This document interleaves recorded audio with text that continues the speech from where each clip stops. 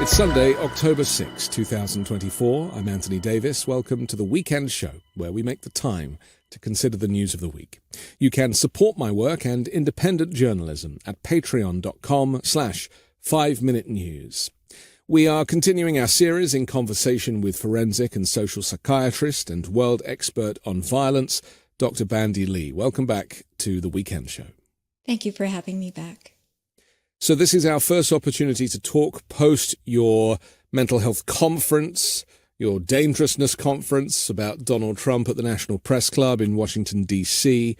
And as you know, I've put some of it out on the 5 Minute News channel, and people have been reacting to some really very dramatic announcements from some of your panel of almost 20 experts from a range of disciplines, not just mental health, but from national security, which is obviously very important in this instance.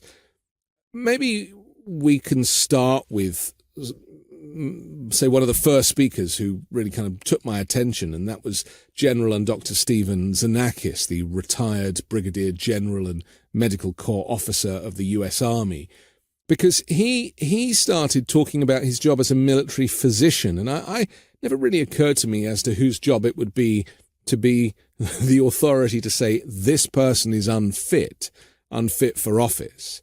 And he says, as military physicians, we were called on frequently. He said it was fundamental to our practice that we would do evaluations for fitness for duty, and we would have to respond to a request of our leaders to say, is this person be cleared for security, and can this person go back in the cockpit, or should this surgeon go into the OR? Or should we have, he talked about the nuclear assurity program, should this person have access to nuclear weapons? And I suppose that's a good place to start with Donald Trump, who is unraveling more and more as he falls in the polls. And his use of language in the last week since we last spoke has become all the more egregious. So this concept of mental fitness, this really is the kind of linchpin of the conference, isn't it? Yes. Well, I started by opening that it was not a political conference, but a medical conference. It was titled "The More Dangerous State of the World and the Need for Fit Leadership." And the reason why we held the conference in the first place was because, as mental health experts, we had been trying to warn the public about the mental unfitness, the psychological dangerousness, and the dangers to the public's mental health of Donald Trump. And so that's why we came out with the first book in 2017, The Dangerous Case of Donald Trump, with 27 psychiatrists, and 2 years later with 37 psychiatrists. And this year, with the conference, we released The More Dangerous Case of Donald Trump. 40 psychiatrists and mental health experts warn anew. So it's actually part of our duty, in fact, not just to call out signs of unfitness or dangerousness. In fact, Dr. Xenakis mentioned that one duty that he has is to say, when he sees something, to say something. And that's a duty we all have as mental health professionals. But we're often called upon to evaluate someone's fitness or dangerousness to the public. That's what I do on a regular basis as a forensic psychiatrist. So it was indeed interesting to hear him describe how he performs the same assessment in a military setting. And absolutely, fitness and dangerousness are critical, central, and constantly monitored in the military setting. In fact, you cannot enter the military without a fitness for duty examination and rigorous psychological exams that are renewed every year to be in the nuclear assurity program. But the person who commands nuclear weapons... But how is it that Trump has been skipped? It's like, this is what I can't get my head around. So now we know, courtesy of Dr. Xenakis, we know about the people that do these evaluations from a military perspective when it comes to, having access to the nuclear codes. But how did Donald Trump circumnavigate that? Because we know about more junior people in the White House struggling with their security clearances, and there was all that controversy with Jared Kushner, for example. But are they making an exception for Donald Trump? The man's a convicted felon now. I mean, why are we not talking about this stuff? Is it that he's an ex-president, he's also a populist, and that the sheer magnitude of his personality means that people just turn a blind eye in the security services? Absolutely. It's an extraordinary exception. People often cite the Constitution that there are no requirements of mental fitness tests before one enters the Oval Office, but there are multiple steps along the way where we can make this a requirement, even before nomination, even before candidacy. The political parties can require it. It's an extraordinary exception because every job, every task requires mental fitness. And mental fitness is presumed until there are signs of unfitness, at which time an employer, in the president's case, the people can demand that he pass a fitness exam before he resumes his duties. And the fact that this has not been communicated to the public, especially when we're relying on the public to make all these judgments, and to have the singular intervention of a vote, not to inform the public, has been an egregious omission, catalyzed by the American Psychiatric Association spreading disinformation when it elevated its own obscure guild rule of the Goldwater Rule as a universal gag order against all mental health professionals. It was never supposed to be that way because we have a professional societal responsibility that supersedes all else. And Dr. Xenakis confirmed that in the conference. That's right. that there is a duty of care involved, and the Goldwater Rule is a guideline, but it's not necessarily the law. Let's just go back, though, to a president getting security clearance, because I would presume that because Obama was a senator, so he must have had some kind of checking go on there. I mean, Reagan was governor. I mean, the various, the Bushes, of course, they've all held political office in some way, or public office in some way, before they became president. So there's almost a natural vetting process there. But Donald Trump, nothing, right? He came from the television studio straight to the White House. He never held public office in any form. He toyed with the idea of running for president for self-promotion purposes over the years, but he was never a serious candidate. He also didn't expect to win, and maybe the security services didn't expect him to win either in 2016. So, I mean, has this all contributed to the fact that he has circumnavigated these important checks? Well, and the public was unaware that there are dangerous personality disorders. In fact, the most dangerous personality disorders are the least detectable because they are deceptive, manipulative, and they have severe symptoms that can spread across the population, what I've been calling Trump Contagion, because severe symptoms are far more contagious than moderate symptoms or even persuasion, rational persuasion. And so the reason we held the conference in a major way at the National Press Club ballroom was so that we could try to make up for this lack of education of the public. The public has been deprived of mental health education in ways that has been extraordinarily detrimental. I mean, we can trace back every calamity stemming from the Trump presidency, including ones that are not recognized, back to the spread of his symptoms. And that's why we held the conference and why we feel the need to spread the message of the conference. We came out with a collective statement after the conference that all the panelists, the renowned panelists of national security and mental health expertise, have all signed to be able to propagate now to the public. But this is, I often get the question, how do we inoculate ourselves from contagion? We have vaccines against the COVID-19 pandemic. What do we have against this mental health pandemic? And the answer is education. The public needs to know what interventions are necessary and possible. We've said from the very beginning that if mental health interventions did not happen, all other interventions would fail, because this was primarily a mental health issue. And that's what has come to pass. The main conclusion of the national security experts was that legal methods have failed, political interventions have failed, the military standards have not held against Donald Trump. And now all that we are left with are the people to be able to save us from total annihilation or getting very close to it. And what we need now is to allow the public to have the information they need to make informed, rational decisions.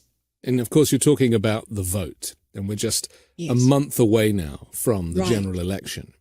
Critical period. It's a critical period. And I think, there will be critics who are watching us who will say that you talking about annihilation is too dramatic, and that it's not the type of language that should be that is appropriate.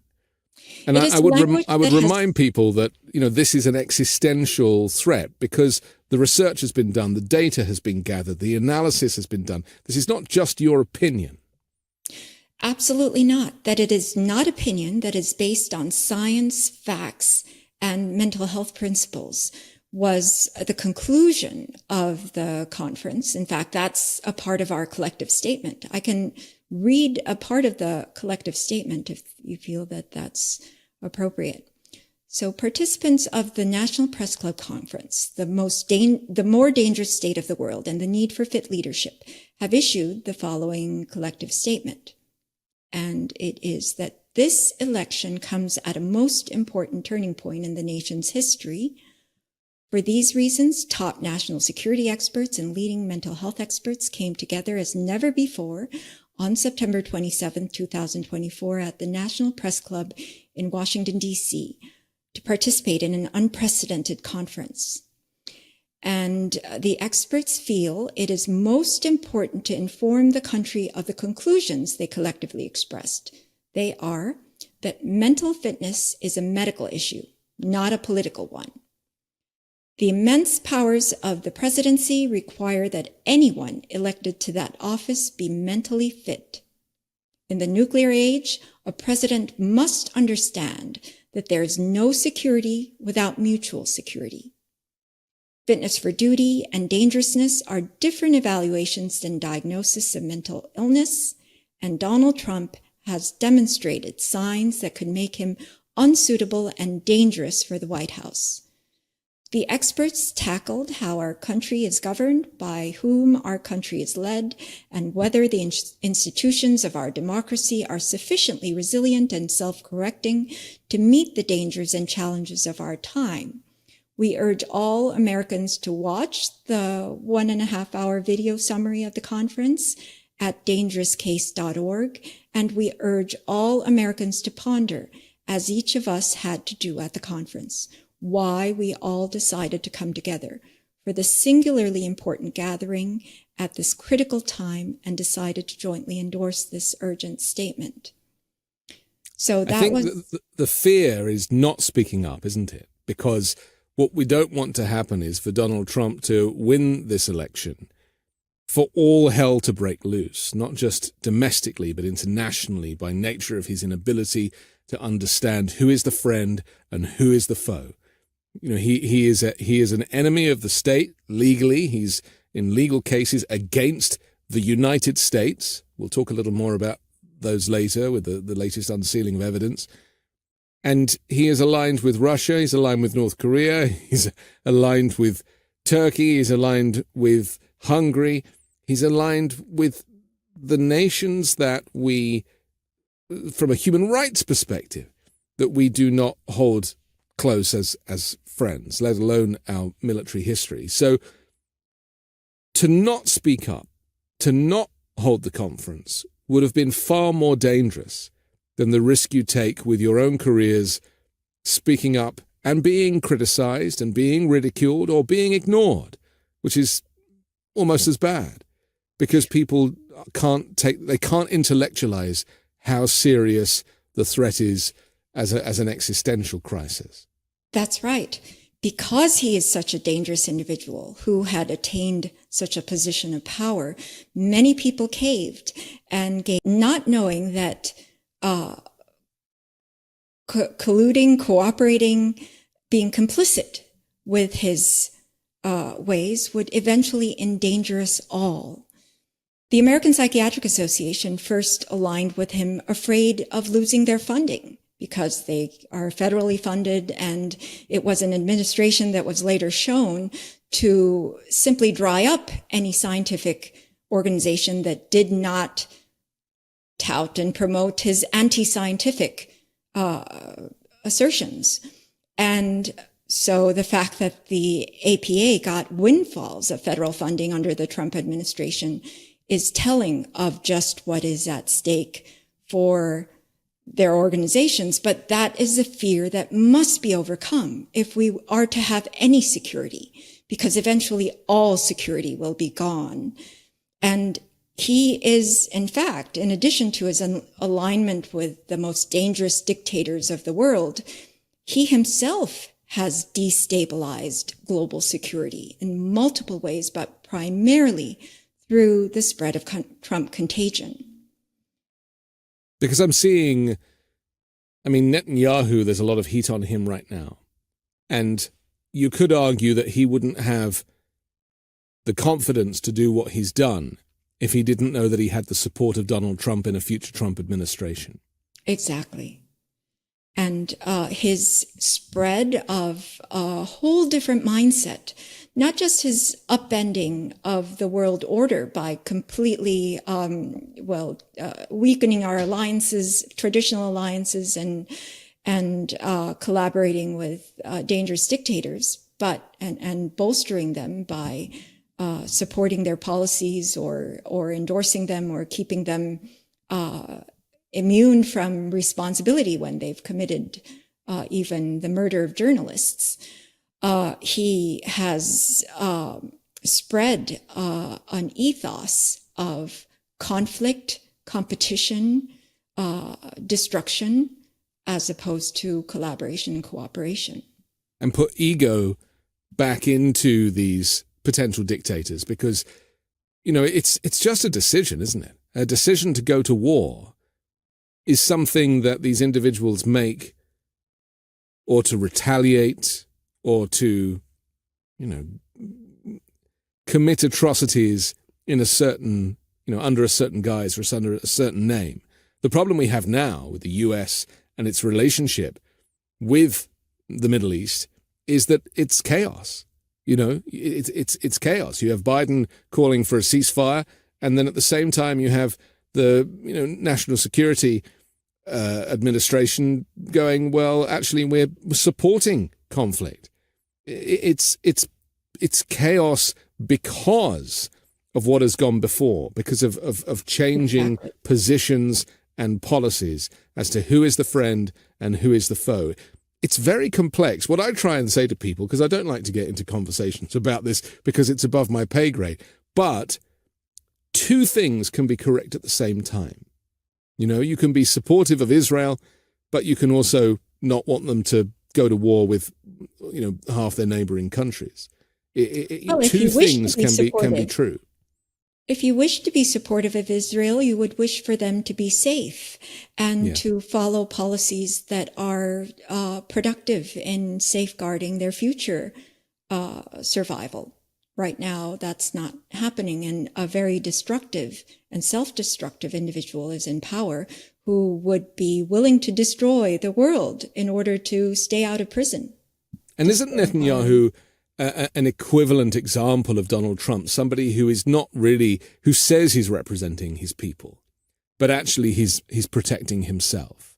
And this is why we don't want leaders to be investigated for fraud and corruption and illegal activity. We want them to stay clean, because the moment that they get involved in criminality, then their leadership is compromised.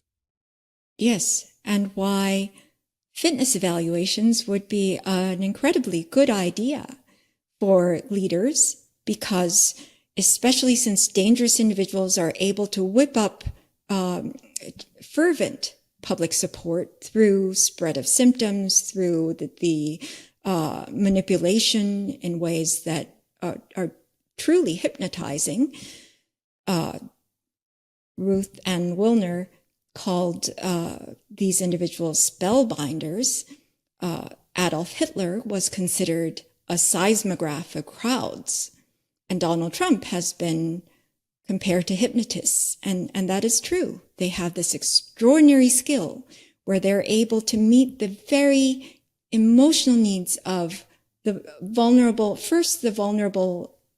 individuals of the population, but then eventually all through their psychological manipulation and spread of severe symptoms, which is why Trump Contagion is so central to what is happening right now, and why it's so important to contain, because now it's gotten to the level where it is a collective psychosis. In fact, shared psychosis is a topic that came up during the conference. And that's what I wanted to talk about. I just want to go back to Dr. Xenakis, because he said that Trump doesn't understand what's going on. He's not inquisitive. He said, frankly, as it was the case that people felt about Richard Nixon, he doesn't show character. He doesn't have the temper, the temperament. He doesn't have the integrity. And that's really the thing, isn't it? That you have to be a fully formed human to have empathy for the Palestinians, or for the people of Lebanon, or for the people of Israel, to actually connect. And whilst Donald Trump might say that, he's best friends with Bibi and make that his priority, he still doesn't care for the people of Israel. He only cares for how it's going to make him look, and whether or not it will protect him from any kind of prosecution. And you could say the same for Netanyahu right now. That's right. Individuals who are not fully developed, in fact, have grave personality disorders, which are usually developmentally wounded individuals, and keeping them out of positions of power, which they seek relentlessly, because in order to, it's a disordered method of fulfilling one's feelings of, or countering one's feelings of inadequacy and worthlessness by taking on these power positions. But in turn, they wreak havoc on society. And so if we kept these individuals out of high office, we could probably prevent anywhere from 95 to 99% of global atrocities. I want to quote the doctor again when he said the interesting thing that we have is that there was a circle around Donald Trump when he was president, who at times will come and speak and tell the stories about what it was like working with him, about how fit he was and how capable he was. And he talked about John Bolton, former national security advisor. And he's written this book, In the Room Where It Happens, or Happened. And he talks about, he says that the president has systematically governed with single-minded instinct for looking at issues entirely through the prism of what is good for him and not what is good for the country. I mean, and John Bolton is a staunch Republican. So, this is what we're starting to hear now. And we've seen this with Liz Cheney in the last week, where she's now, a former senior Republican who is now campaigning on the same stage as Kamala Harris for the Democrats. It clearly matters to her the safety and security of the country, and country over party has been the slogan of these It's essential, isn't it? Many at our conference were former or current Republicans. Attorney Richard Painter, the Honorable Claudine Schneider, they were Republicans, and they were speaking not of party interests, but of the survival of American democracy and all humankind. We've got to take a break, but I want to take a look more at some of the quotes that came out of the conference, and some very interesting views and opinions, things that I hadn't even thought of, that I was really interested to hear. So we'll do that next here on The Weekend Show. There's a lot happening these days. It can feel especially stressful or hopeless when things are outside of your control. But calm can help you restore your sense of balance and peace amidst outside chaos.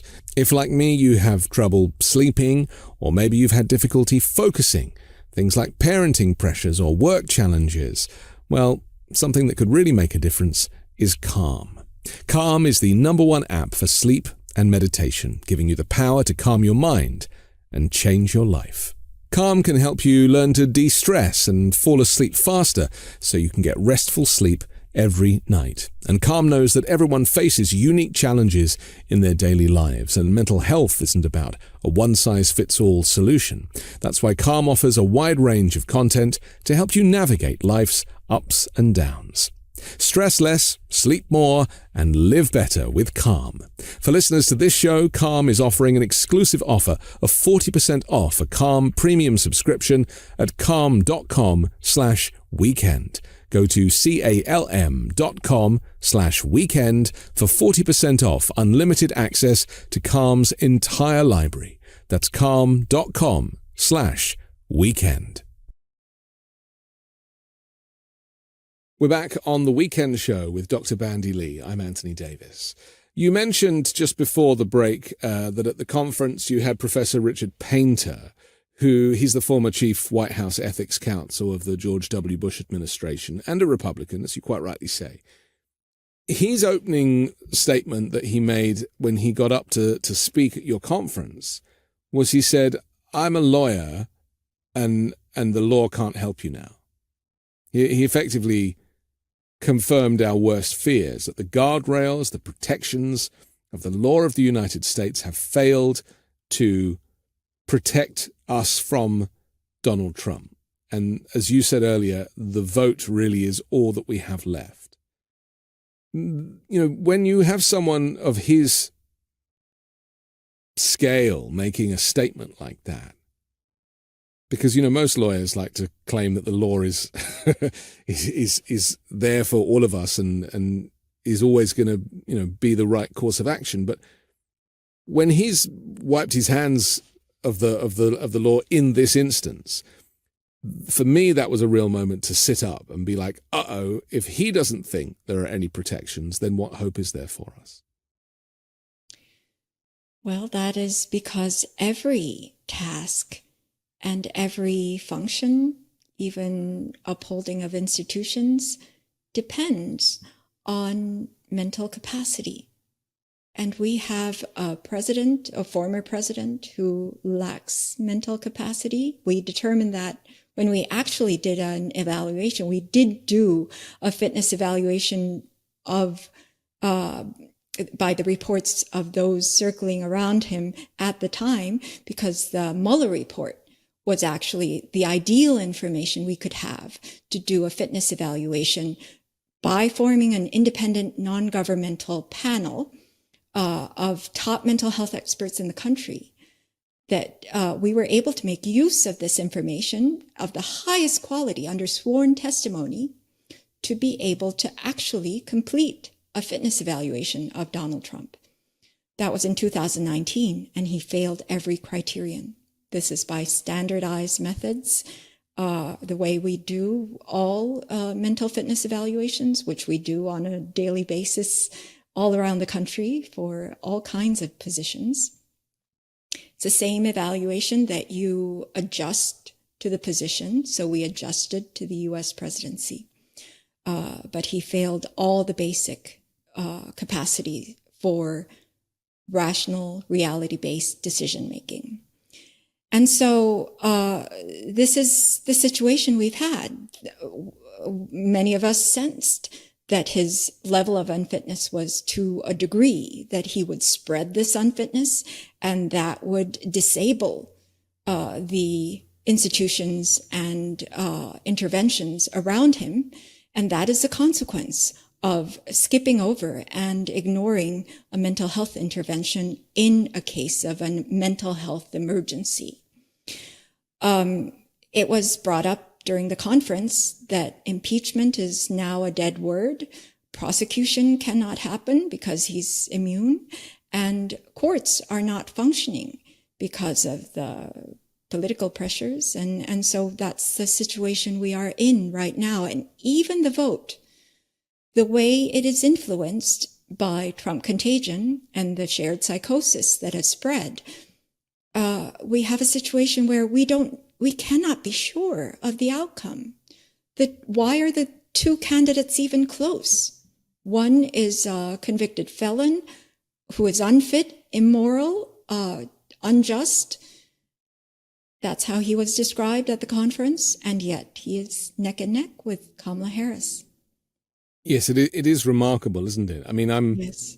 I have lots of theories on these, and we have talked about some of them before, but she's pulling ahead now in the national poll, maybe 4 points as we speak. But it is shocking to me that whether it's the methodology for recording these polls, or whether it is the bias that exists in society, which you could call Trump Contagion, whereby he is getting way more coverage and he is legitimized and he is sane-washed by the media, by social media, and by the press. And this is very worrying, because American people deserve so much better. You know, if we're honestly saying that he is the best that the Republican Party can do in terms of a candidate, knowing everything they know. And that's why it was very interesting, I think, to watch the vice presidential debate the other day and to see that, you know, in J.D. Vance, you have somebody who is as dangerous as Donald Trump, but manages to present as a moderate. His personality is entirely fabricated. That's right. When you have no core, no substance in you, you can fabricate anything and become extraordinarily convincing, even more convincing than the person who has the real personality. And that is what is so dangerous and frightening. And the population has been primed to be completely receptive and relenting to such a personality. Let's just go back to the conference, because I want to quote Dr. Drew Weston. He's professor of psychology and psychiatry at Emory University and author of the book The Political Brain. He said that Donald Trump meets criteria for narcissistic personality disorder, he said, which is kind of obvious. He meets criteria for the DSM-5, the Diagnostic Manual for Antisocial Personality Disorder. He meets criteria for psychopathic personality disorder, which is a little bit different from antisocial. He gets, he said, gets more at the things like the lack of remorse and the internal psychological trauma, to quote him. Traits that are involved, meets criteria for paranoid personality disorder. And that's not even getting into the delusional disorders that people had mentioned earlier in the conference, including grandiose and paranoid delusion. I mean, that's quite a informal diagnosis, isn't it? Just for starters. Well, you know, what go on. a lot of people don't know is that diagnosis is something you do from a personal examination to a private patient in order to treat them. So diagnosis is difficult from a distance, although not impossible. It's actually much more possible these days with the diagnostic methods we have. But dangerousness and unfitness are functional assessments that are possible to do, which is one assessment that we did that is included in the book. But Dr. Weston very interestingly developed a 200-item diagnostic assessment from afar that seasoned clinicians can perform to detect demagogues. And he had formulated this and researched it back in 2008. So it's not for Donald Trump, based on Donald Trump, and yet when he scored Donald Trump, he was simply off the charts. All of that is also reflected in the other assessment that we did, the dangerousness risk assessment that a panel of the most eminent living psychiatrists have done, which is also included in the book, The More Dangerous Case of Donald Trump. It was a pre-sentencing report that was prepared actually for Judge Juan Merchan when it looked like he was going to go ahead with his sentencing in mid-July. Of course, that was stopped because of the Supreme Court decision, but it was submitted to him and actually will be submitted to all judges, all relevant judges, to show how dangerous Donald Trump is. And we were able to quantify it. We were able to quantify it through a psychopathy checklist, which you don't need a personal interview to perform. In fact, personal interviews actually take away from accuracy much of the time because they lie, deceive, and manipulate. And through a violence risk assessment guide. And so we were able to quantify his dangerousness. And I hope people will pick up and read the book that we have now put out that contains not only this dangerousness risk assessment and not only Dr. Weston's 200-item scale results, but the assessment from 40 top psychiatrists and mental health experts in the country who are stating unanimously that Donald Trump is medically dangerous for the presidency. I want to throw you a curveball with regard to this, because what I'm seeing from a lot of MAGA Republicans, supporters, aside from his inner circle, is that they know this. They know that he's troubled. Some might know that he's nuts. But they still want him to win because they project that it's Democrats saying that he's mentally ill. And therefore, in order to own the libs, they want to take the risk with American democracy, putting him in. Some are even saying, well, we need a dictator. You know, democracy hasn't worked. Why shouldn't we try having a dictator? And that is what is most sad about this storyline, is that people are now so brainwashed by the Donald Trump contagion that even his admission that he'll be a dictator on day one doesn't scare them. Well, nothing will matter at this point. Nothing he says, nothing that happens to him. People keep thinking that if there were more deaths that were revealed from the COVID-19 pandemic, his gross mismanagement, if he did more horrible things, if he deteriorated further mentally, that his followers will wake up. It actually is the reverse. The more his severe symptoms spread, the more they will follow him. And it is precisely because he is so egregious, because his symptoms are so severe and he is so gravely impaired, that more people will not diverge from their support of him.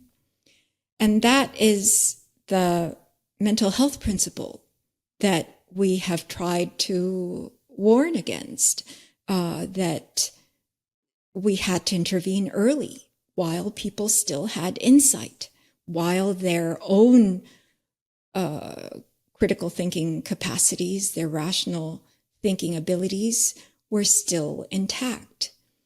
Steve Hassan, who wrote The Cult of Trump, whom you mentioned as well, at the conference, spoke about a cult following as a dissociative state.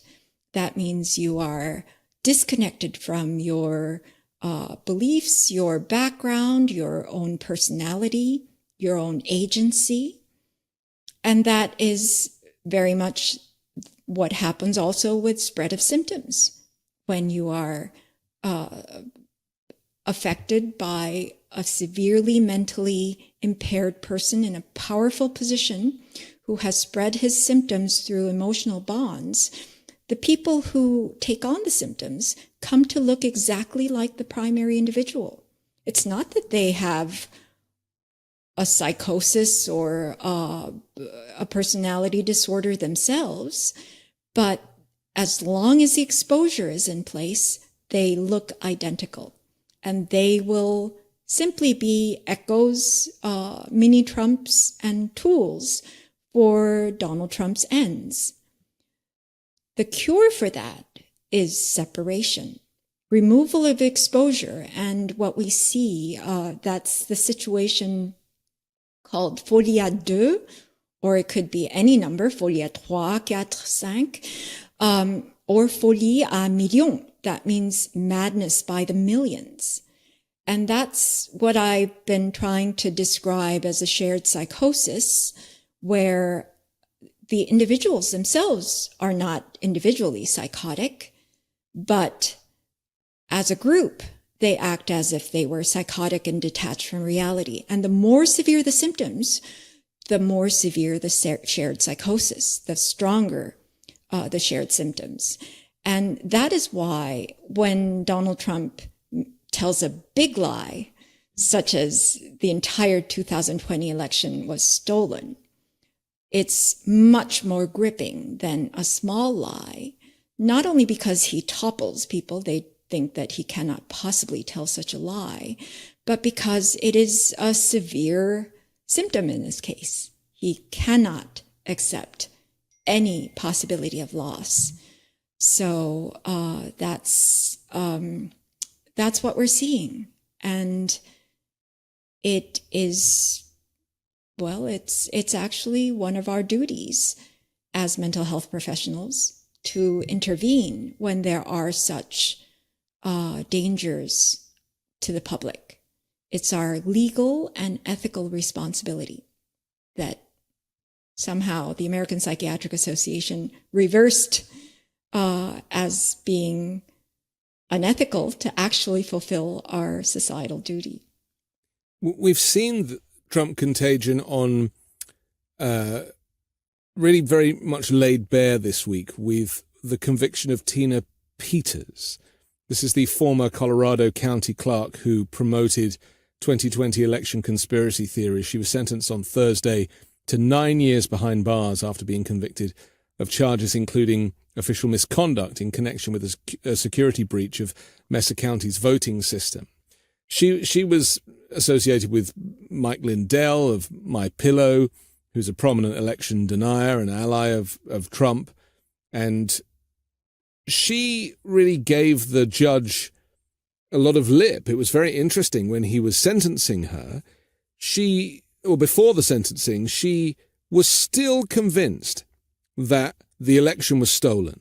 She was still convinced that the judge was wrong. She was still convinced that he'd somehow got confused and that he hadn't read the documents that she had presented properly when he had.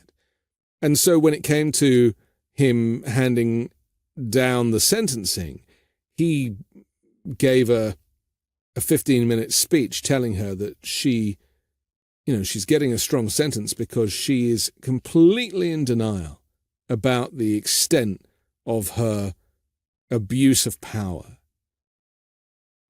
I found the interchange very, very interesting that because I always think, do these people know? Do they know that the election wasn't stolen? They're just saying it because they're so devoted to Donald Trump. So how deep does the contagion go? Do they genuinely think that it was stolen from him? Or are they just playing a role in order to shake things up?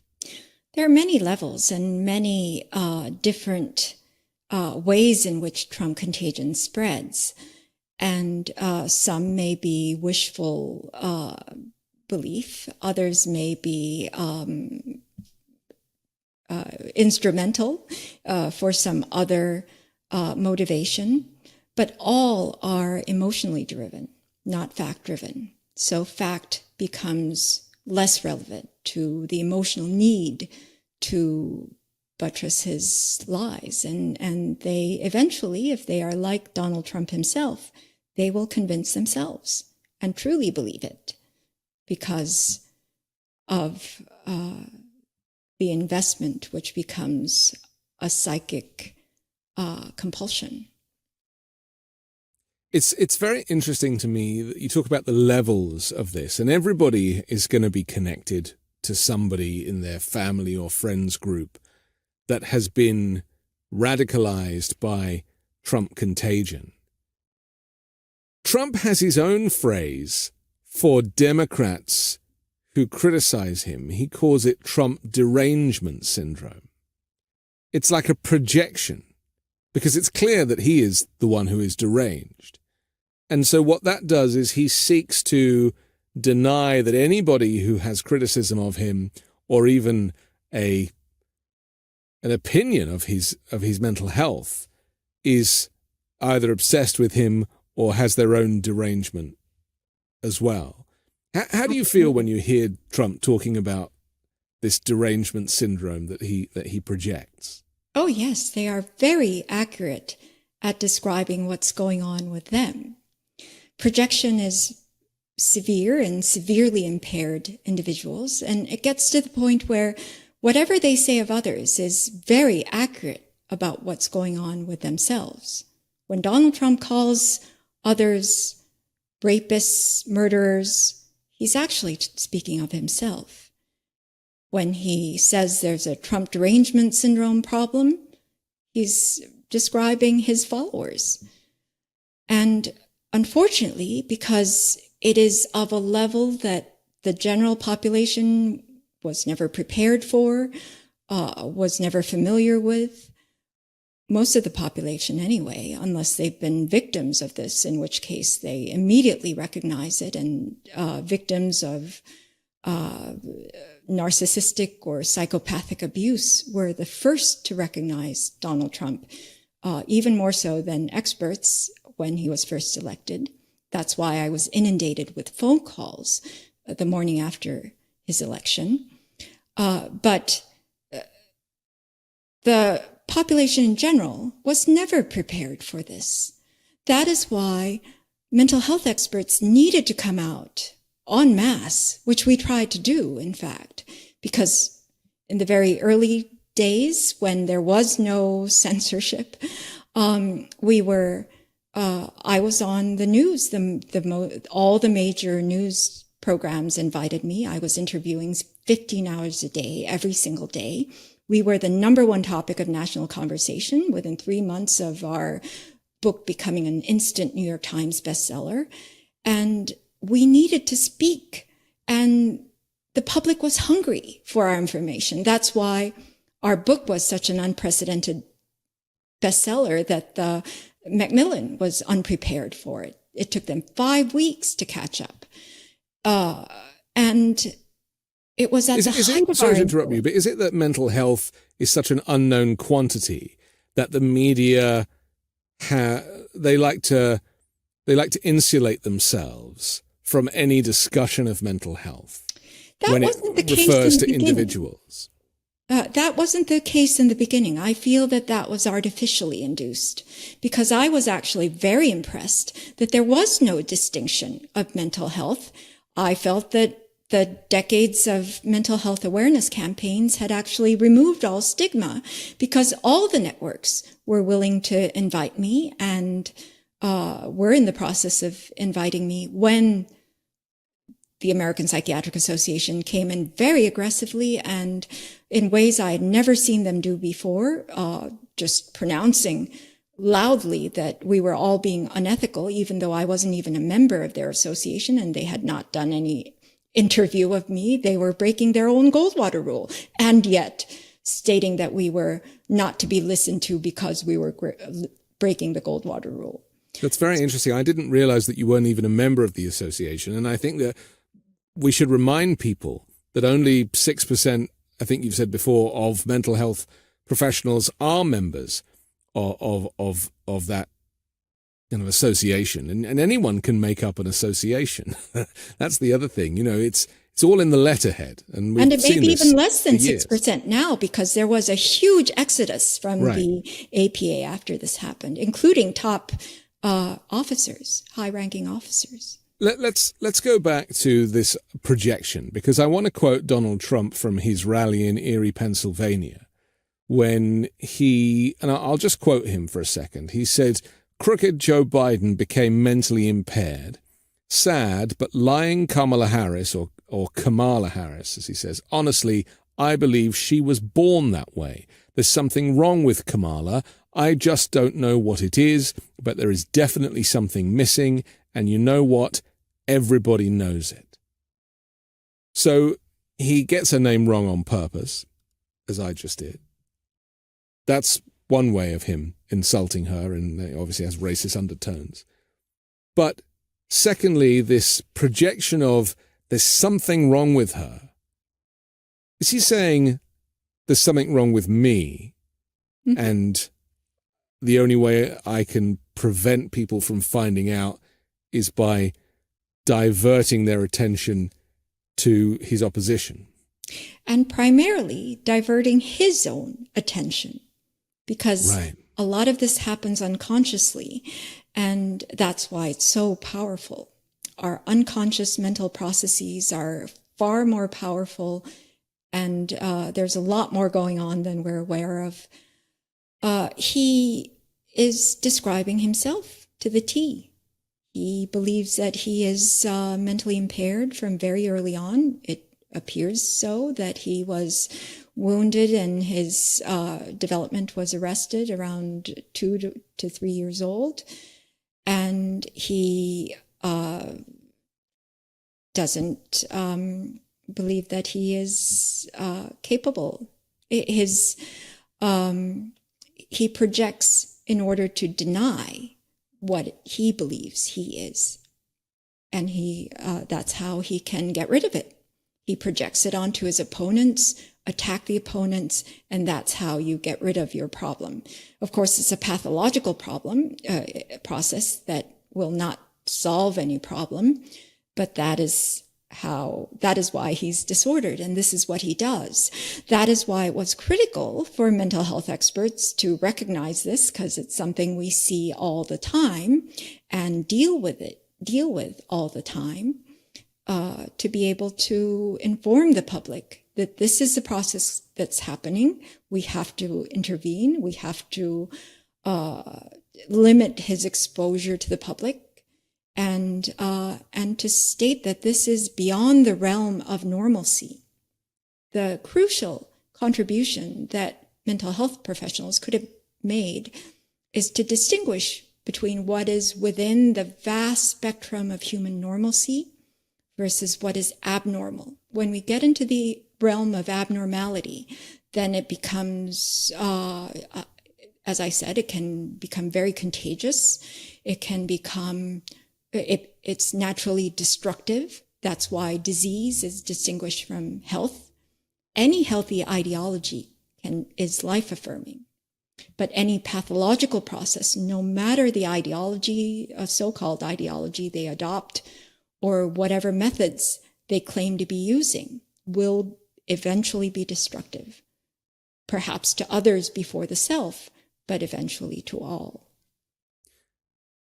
The way I see it, or the effect of Trumpism, is that because he doesn't operate within any protocols or structure that goes with the office of a political leader, let alone the president, whereby you don't criticize the opposition as if they are the enemy. So he's elevated her from being opposition to enemy, and now uses the phrase the enemy, and it's almost kind of weird Hitler-like kind of military language. But also, because of his status, he sets a precedent for his supporters to talk in that way too. And so it's as if 50 years has evolved, 50 years of backchat, political discourse has evolved in 10 years. In 10 years, we haven't even wound the clock back, because it was never done like that. In fact, years ago, there were many more protocols with how you behaved. And I think back to a very famous interview on British television where Margaret Thatcher was interviewed by a very famous political interviewer called Sir Robin Day, who used to wear a giant bow tie. He asked her a slight curveball question. This is in the 1970s. And her answer was, well, I'm not going to answer that. I'm the Prime Minister. And to me, that was really an example of how there was this separation of office and everybody else, where you just maintain some decorum and some respectability with limits. There's no limits with Donald Trump, and consequently, people who look up to him, they will think, well, if it's good enough for him to say, to backchat and to have all this abusive language, then it's good enough for me too. And that's what, sadly, we are left with. That is why he is so dangerous. And not only does he break norms and have no limits, he will subvert and reverse health and disease. What is healthy is sick and disabled, and what is sick is what is healthy, and what is criminal is what is acceptable. And whoever acts on principle, trying to uphold the law or ethics or hold him accountable, is the bad guy whom he's going to persecute. And that is why norms, institutions, and standards fall away when we have a mentally unfit person in such a powerful, with such powerful influence. We have to take another quick break, but I want to come back and quote Dr. James Gilligan, who spoke at your conference, and talk about, he described the MAGA Republican voter. And I want to talk to you about some of the interesting points that he made there. We'll do that next here on The Weekend Show. I'm excited to tell you about Moink. That's Moo plus Oink. Moink is a meat subscription box company on a mission to fight for the family farm. They're located in rural America, run by an 8th-generation female farmer. Their animals are raised humanely, their employees are paid a living wage, and the quality of their product is better than anything you'll find in a store. Moink delivers grass-fed and grass-finished beef and lamb, pastured pork and chicken, and sustainable wild-caught Alaskan salmon straight to your door. Moink farmers farm like our grandparents did, and as a result, Moink meat tastes like it should, because the family farm does it better, and the Moink difference is a difference you can taste. Unlike the supermarket, Moink gives you total control over the quality and source of your food. You can choose the meat delivered in every box, like ribeyes to chicken breasts, pork chops to salmon fillets, and much more. Plus, you can cancel any time. Moink is helping to save rural America. Join the Moink movement today. Keep American farming going by signing up at moinkbox.com/weekend right now. And listeners to this show get free hot rolls in your first box. The best hot rolls you'll ever taste, but for a limited time. Spelt MOINK box.com/weekend. That's moinkbox.com/weekend. We're back with Dr. Bandy Lee. I'm Anthony Davis. Let's talk about, let's go back to the conference, because it really was fascinating. And I do encourage people to watch it in full. And I'll put links to that in the bottom of the description here. But I want to talk to James Gilligan, Dr. James Gilligan. He's the former director of the Harvard Institute of Law and Psychiatry, former chair of President Clinton's National Campaign Against Youth Violence. And he was talking about Trump voters. He talked about them being white, invariably male, and I thought that was interesting. And I want to talk about machismo as a bit of a theme with Trump supporters. He said less educated, high school or less education. He said, but in others, there are people who feel that they have lost relative status because of the increased democratization that occurred in America when the civil rights legislation came about. He said segregation was outlawed, disenfranchisement was outlawed, and so forth, he said. And the increased status that women have had with women's movement. He said that he thinks a lot of white males have felt that they have lost relative superiority and relative status. And Trump comes along and says, I will make America great again, which is an appeal to go back to the past. He said, before all these civil rights laws and changes to undo all the various forms of misogyny and sexism and homophobia and so forth. I found this really interesting. And this is actually a point that Dan Partland made, who directed the Unfit and Untruth documentaries, that what Trump offers people is something that they don't have to do anything for there to bring about change. They can just stay being white and angry and racist and misogynistic, and he flicks a switch, the Make America Great Again switch, that gives them license to be all those things, and it's okay in American society.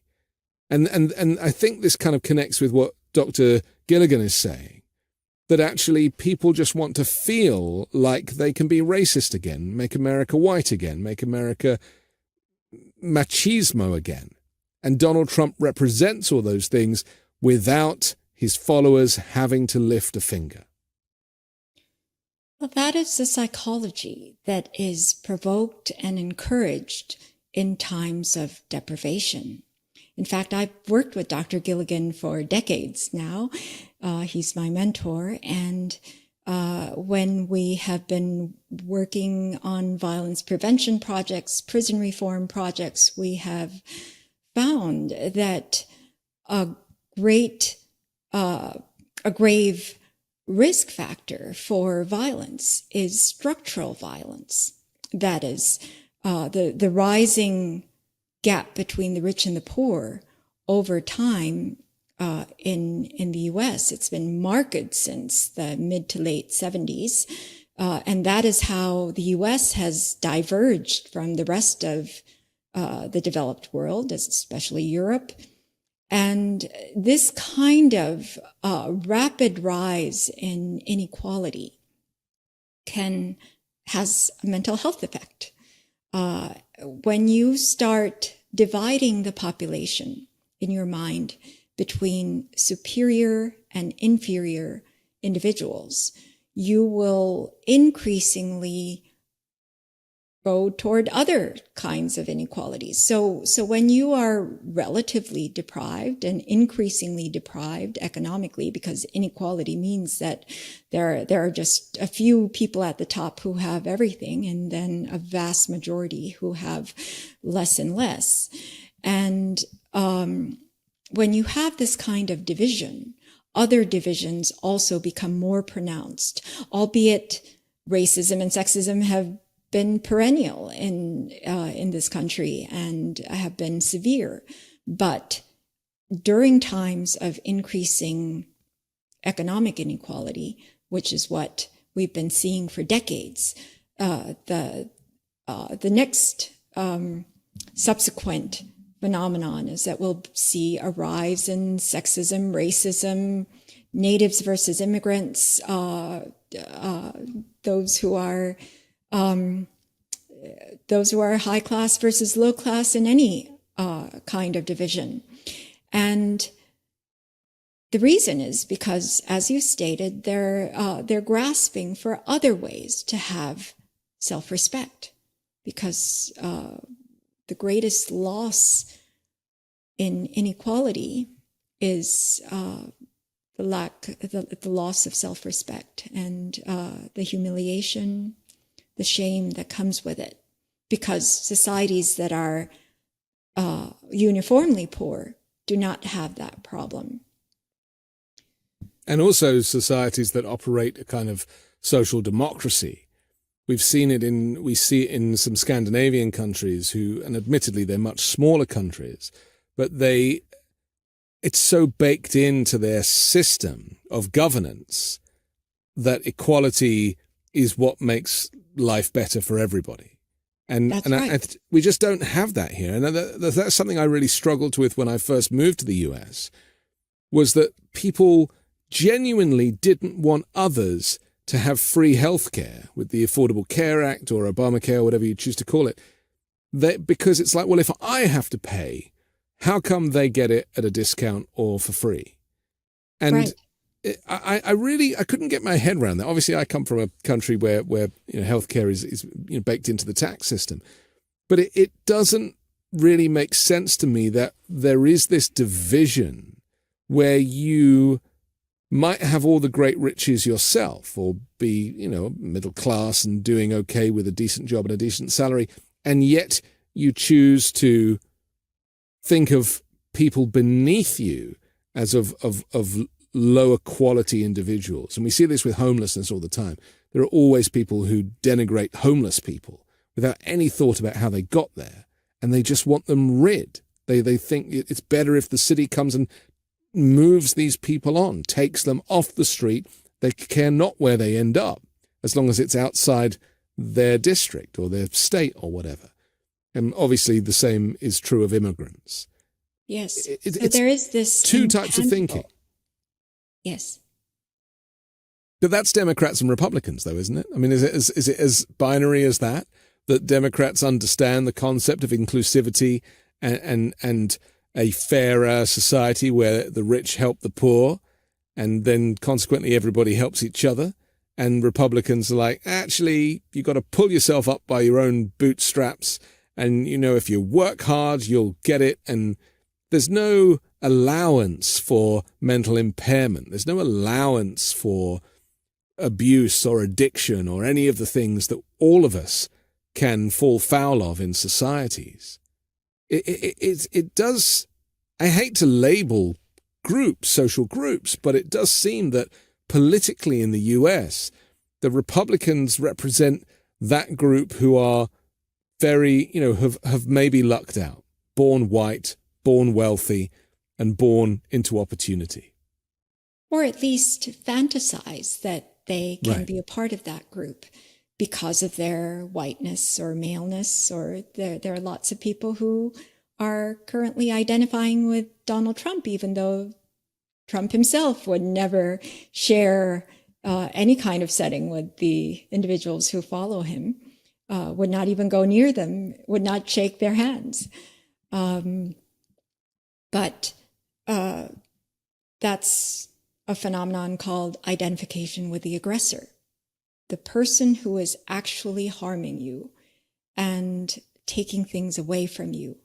You identify with, because it is too painful to think that you are helpless against them. It is psychologically more bearable to think that they are actually doing what is good for you and fighting for you and what is advantageous to you.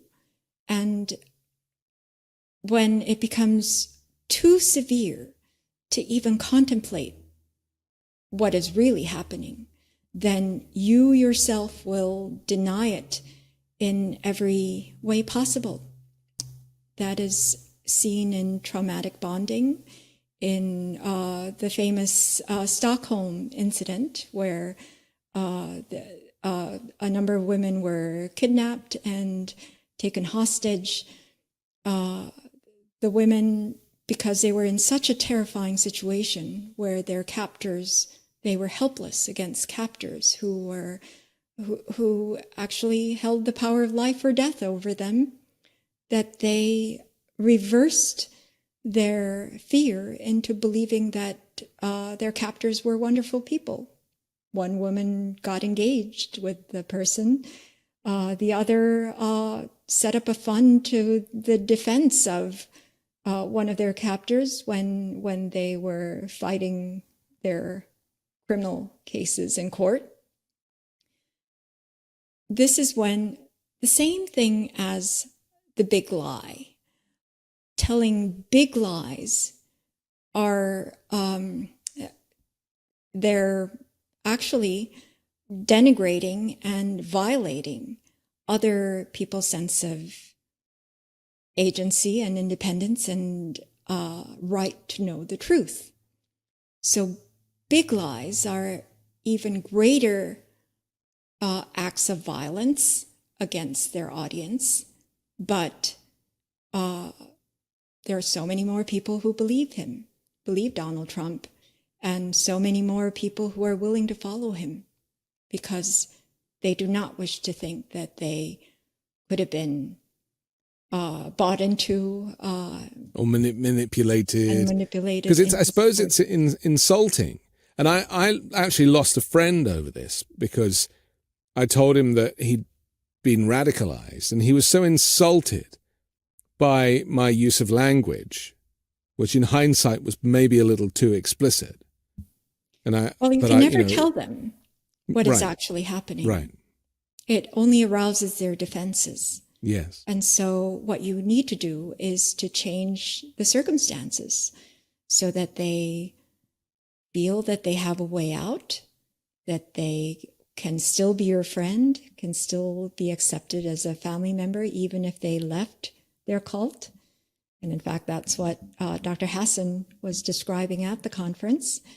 And this is what I recommend for those who are recovering from being parts of street gangs or having followed the aggressive leader, the strongest person of the pack in prison blocks. This is very often what happens, and people need to have a way, a psychologically safe space where they it's like a mental gateway where they can actually kind of there's an off ramp for them.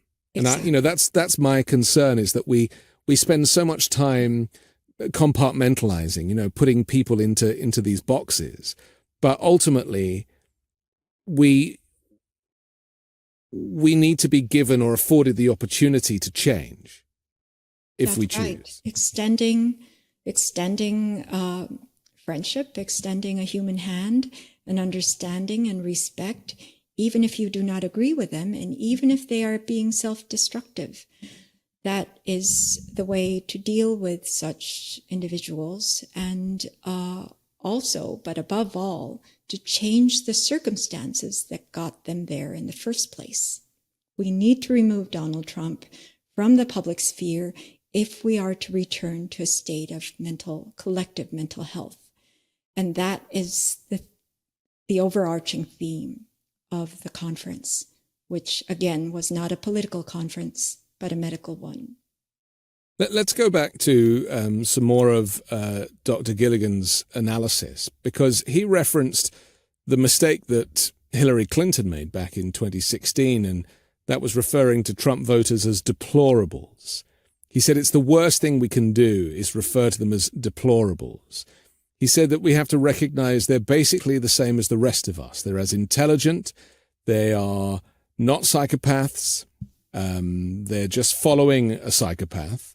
And we have to find a way to be understanding and generous and treat people with respect, even when we think they're making great mistakes and really harming themselves as well as other people.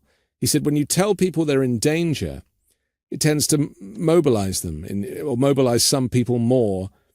And in their paranoid core, he said, the more we're aware of the fact that danger can be constructed, we can attack all of Trump's personality disorders. But the fact is that he appeals to people, and we have to understand that, not in a kind way, but in a technical way, that there is more paranoia in the population. So respect, not referring to people as deplorables, is a great place to start, and to have compassion. And I guess, again, if we're going back to those kind of binary, compartmentalized positions for Republicans and Democrats, I do believe that Democrats are far more compassionate towards Trump supporters who have been radicalized or consumed by Trump Contagion than Republicans would ever be towards Democrats having a far more inclusive view of society.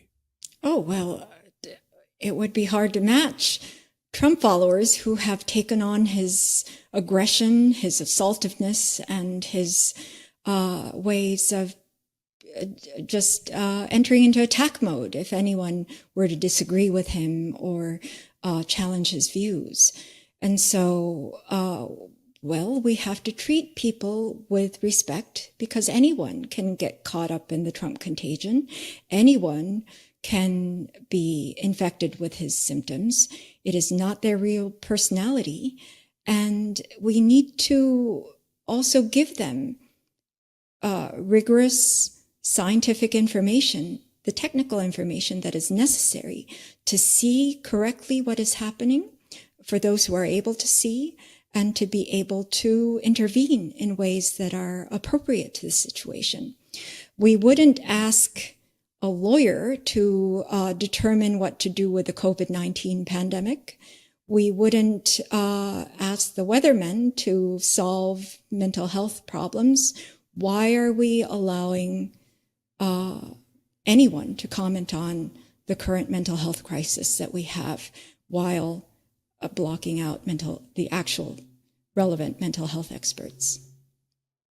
I think mental health has always been taboo in the same way that mortality and death has been taboo. These are subjects that in American society we've never really talked about, whereas you can look to other nations and see they have a completely different view of both of those subjects.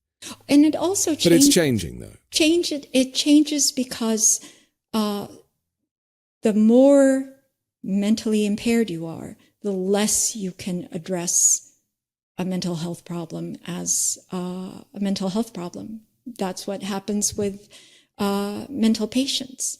You can tell how severely they are afflicted by how obstinately they avoid mental health help. In fact, they run as far as they can from doctors and hospitals, even as they insist that nothing is mentally wrong with them.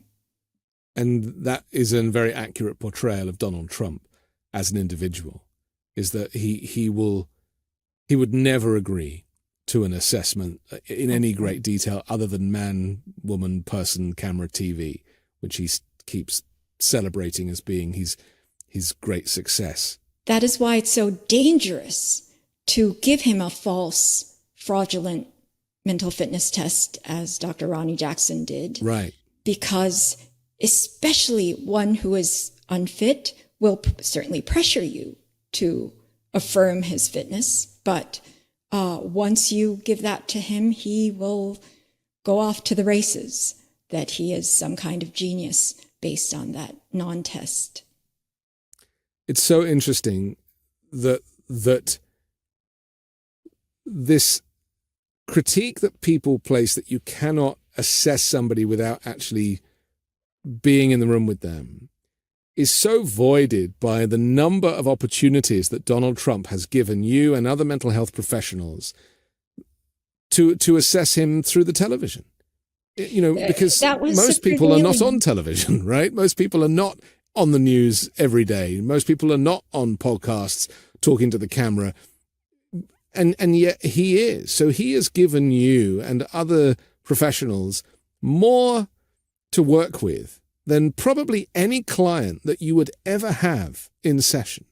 That was the consensus among Harvard psychiatrists one time in early 2019 when I gave grand rounds. It is a fallacy to state that we would have any kind of information that is more valuable from a session of 1 or 2 hours compared to the longitudinal, over decades, enormous amounts hundreds of hours of footage. Yes, exactly. So when we see something, we have to say something. That was, as Dr. Xenakis said at the conference. We have to finish in a minute, but I just wanted to reference the fact that Judge Tanya Chutkan has allowed this document to be unsealed. Slightly redacted. This is from Jack Smith's office, the special prosecutor, who is, seeking a prosecution about Trump's plan to overturn the 2020 election. I mean, reading through these 165 pages, I have found fascinating, even the redacted version, that this was a criminal plan from the outset. How does Donald Trump position himself mentally to think that he can get away with something that is so flawed? I mean, this plan might have seemed like a mastermind from his perspective and from those around him. But to criminal psychologists or anybody with experience, this was a terrible plan. There were so many breadcrumbs were left. There was so much evidence was there to be gathered, and actually, provided that they can circumnavigate the Supreme Court's ruling on immunity, which is the whole point of this filing, that he stands a very good chance of being prosecuted as an enemy of the United States. Absolutely. Well, he's untethered from reality. That's why in his fantasy world, anything that he says should go ought to go. And when it doesn't, he bullies and threatens and attacks in order to get his way. And the more we refuse or fail to contain him, the more he will, in his mind, his worldview is affirmed, and the more he will become dangerous. He will simply have no limit in the extents to which he will expand in criminality, aggressiveness, and destructiveness toward the country, as long as he's not held accountable. Okay. We have to finish, but I'm so grateful to you for this intelligence, this series, and I'm pleased that our viewers have been able to contribute and to support your conference, which was a great success. And we'll put videos out detailing and presenting the findings of the conference, but also there is a full version. All 3 hours of the conference will be available to be viewed at your website at dangerouscase.com. Is that right? Dangerouscase.org or dangerouscase.com. Oh, great. And I'm so grateful to you. Many people have told me that finally our voices are being heard, and that is through your program. And because of this, we were able to hold the conference because of citizen donations and the help of the public. And we are still, we still have a lot to do in getting this information widely disseminated, and we'll still continue to need your help. So please visit dangerouscase.org. Thank you. Thanks, Anthony. Thank you, Dr. Bandy Lee. My thanks to Dr. Bandy Lee. I'm Anthony Davis. Don't forget to support me and independent journalism at patreon.com/5Minute News. You can see more from me on the 5 Minute News YouTube channel. And I'll come back next Sunday with a brand new special guest and more factual news to discuss on the 5 Minute News Weekend Show with Midas Touch.